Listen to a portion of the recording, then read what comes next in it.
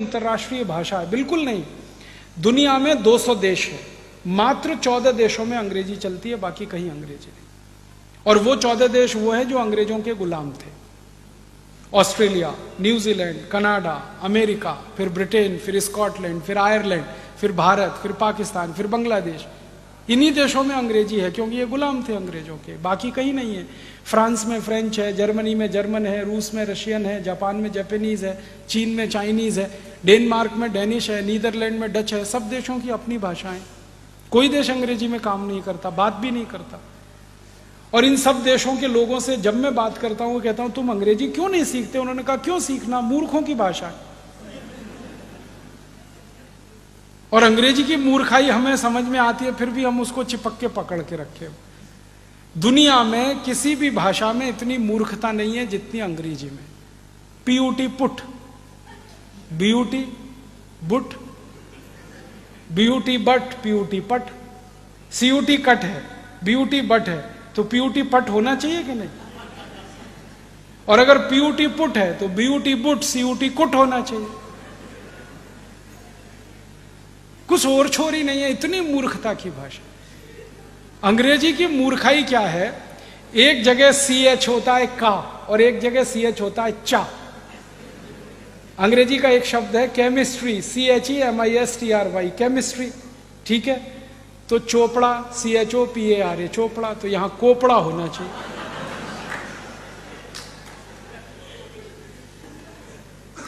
और अगर CHOPARA चोपड़ा है तो उधर केमिस्ट्री होना चाहिए, CHEMISTRY। और जब भी अंग्रेजी के लोगों से बात करो ये क्या चक्कर है, वो कहते पता नहीं, अब है तो हम कर रहे हैं। मूर्खों की भाषा ऐसी होती है। अंग्रेजी जो है ना, बहुत बहुत बहुत बहुत रद्दी भाषा है। इसके पास शब्द नहीं है अपने। 5वीं शताब्दी में तो ये भाषा बनी है। आपको मालूम है अंग्रेजी का इतिहास मुश्किल से 1000, 1200-1500 साल पुराना। 5वीं शताब्दी के पहले तो अंग्रेजी ही नहीं थी। पूरे इंग्लैंड और स्कॉटलैंड और उसमें लैटिन चलती थी। अंग्रेजी उसमें से उधार लेके कुछ शब्दों से शुरू हुई। फ्रेंच से उधार लिया, जर्मन से लिया, लैटिन से लिया, इससे लिया, कुछ हिंदी से लिया, खिचड़ी बना दिया उन्होंने। शब्द नहीं है उनके पास। इतनी गरीब भाषा है ये, जो दुनिया में कहीं नहीं है। इनके पास ले दे के एक ही शब्द है, अंकल। काका, मामा, मौसा, फूफा, काका का काका, मामा का मामा, मौसा का मौसा, सब एक ही है, अंकल। शब्द ही नहीं है। और ले दे के एक शब्द है आंटी। काकी भी है, मामी भी है, मौसी भी है, सब आंटी। ये भारत में तो नहीं होता। हमारे यहां तो जितने भी रिश्ते हैं, हर एक के लिए अलग शब्द है। इनके पास शब्द ही नहीं। और ऐसी मूर्खता के शब्द हैं, समझ में नहीं आते। फादर इन लॉ, कौन सा? इधर वाला कौन सा father in? Mother in law कौन सी? इधर वाली की इधर वाली? मूर्खताओं की भाषा। अच्छा, मैं अगर आपसे हिंदी में या मराठी में ये कहूं कि ये व्यक्ति किसी व्यक्ति का साला है, ठीक है? आप 1 मिनट में पता लगा लेंगे साला है या माने उसकी बहन का भाई है, ठीक है? अगर मैं कहूं कि ये उसका जीजा है, इमीडिएट में पता लगा लेंगे। अंग्रेजी में साला और जीजा दोनों के लिए एक ही शब्द है, ब्रदर इन लॉ। अब पता ही नहीं है कि वो साला है कि जीजा है मूर्खों की भाषा की नहीं? अब ये मूर्खों की भाषा में हम फंसे हुए हैं और अपने को बहुत स्मार्ट समझते हैं। और ये मूर्खता पता है कहां तक जाती है? हम हिंदुस्तानी लोग अंग्रेजी के चक्कर में फंस के हमारा कचरा हो गया। ना हम अंग्रेज हो पाए, ना भारतीय रह पाए। आधे अंग्रेज आधे भारतीय। वो कैसे है? किसी के घर में जाओ तो पिताजी का नाम रामदयाल, माताजी का नाम गायत्री देवी, बेटे का नाम टिंकू। अब मैं पूछता हूं ये रामदयाल और गायत्री देवी का टिंकू कहां से आया? और जिन्होंने नाम रखा है ना टिंकू, उनको पूछता हूं आपको इसका अर्थ मालूम है? टिंकू अंग्रेजी की वेबस्टर डिक्शनरी में टिंकू का अर्थ है आवारा लड़का। जो बाप की ना सुने, मां की ना सुने, वो टिंकू है। और यहां अच्छे खासे अपने बेटे को आप टिंकू बोल बोल के टिंकू बना रहे। क्या मूर्खता के नाम रखे, कैसे कैसे नाम रखते हैं। डब्लू, बबलू, पिंकू, टिंकू, बबली, डबली, ट्विंकल, डिंपल। क्या मूर्खता। कुछ नामों की कमी है अपने संस्कृत में, मराठी में, हिंदी में। क्यों आप ये फालतू अंग्रेजी नाम।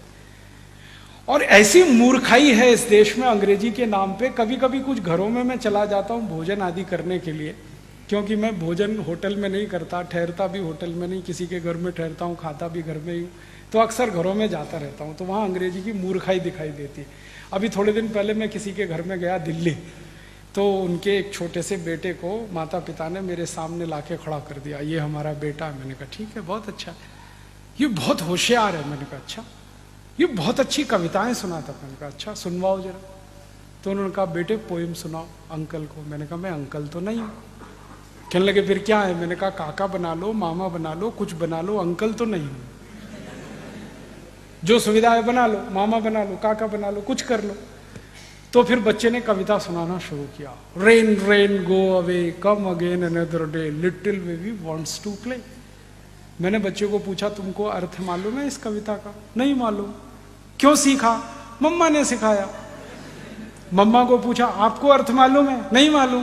क्यों सिखाया। उसकी टीचर ने सिखाया। टीचर को फोन लगाया, आपको अर्थ मालूम है इस कविता का। नहीं मालूम। किसने सिखाया। हमारे टीचर ने सिखाया।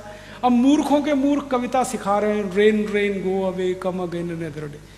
फिर मैंने उस बच्चे को समझाया इस कविता का अर्थ है बारिश बारिश तुम चली जाओ, यहां मत आओ क्योंकि मुझे खेलना। अब भारत के बच्चे ये कविताएं गाएं, बारिश बारिश तुम चली जाओ, यहां मत आओ, और करोड़ों बच्चे ये कविताएं गाएं, भगवान ने सुन ली तो।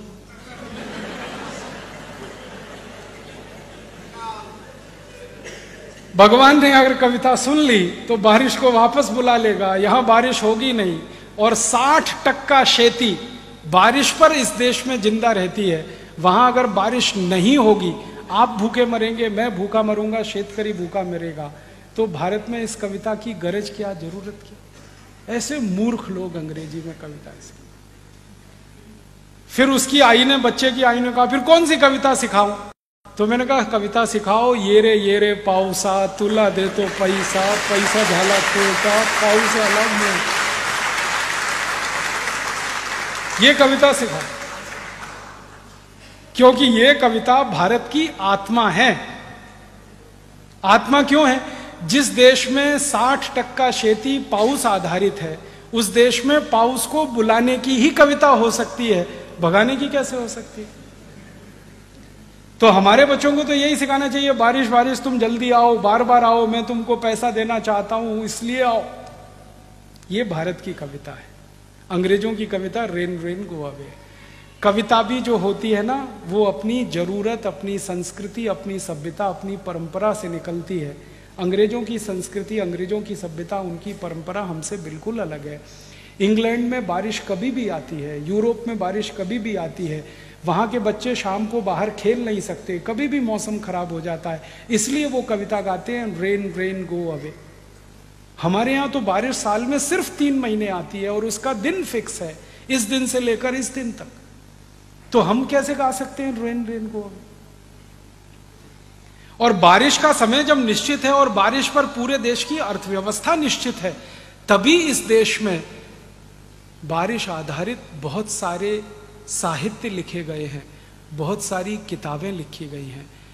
हमारे देश में महाकवि कालिदास ने जो मेघों का वर्णन किया है, और उसमें से जो उस उत्साह उत्पन्न होता है सुनकर, बोलकर, वो हमारी संस्कृति का हिस्सा है, क्योंकि जरूरत है हमारी।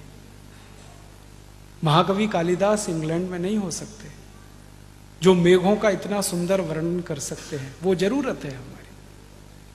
तो हम तो हमारी जरूरत सभ्यता, संस्कृति, परंपरा में से लेंगे, अंग्रेजों की सभ्यता, संस्कृति, परंपरा से हमारी जरूरत पूरी नहीं।